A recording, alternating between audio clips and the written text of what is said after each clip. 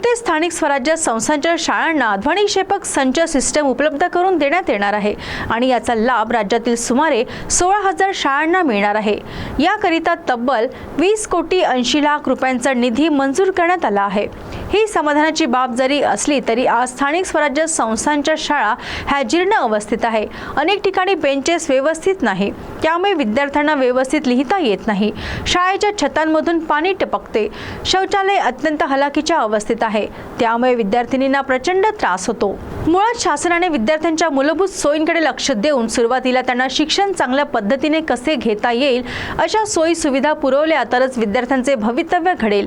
केवळ ध्वनिक्षेपक देऊन त्यांचे प्रश्न सुटणारे नाहीत। हीच अवस्था एसटी बसेसची सुद्धा आहे। अनेक भागात बसेस आहे पण रस्त्यात प्रचंड प्रमाणात खड्डे आहेत। बसेस असल्या तरी त्यांची अवस्था बरोबर नाही।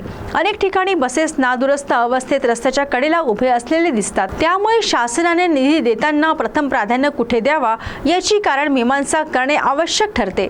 एसटी महामंडळात नवीन बसेस येतात। आता वातानुकूलित शिवाय सुरू आहे आणि या वातानुकूलित इलेक्ट्रिक बसेस खासगी कंपन्यांच्या असून त्यांचे तिकिटांचे दर प्रचंड आहेत आणि लाल परी सध्या व्हेंटिलेटरवर आहे।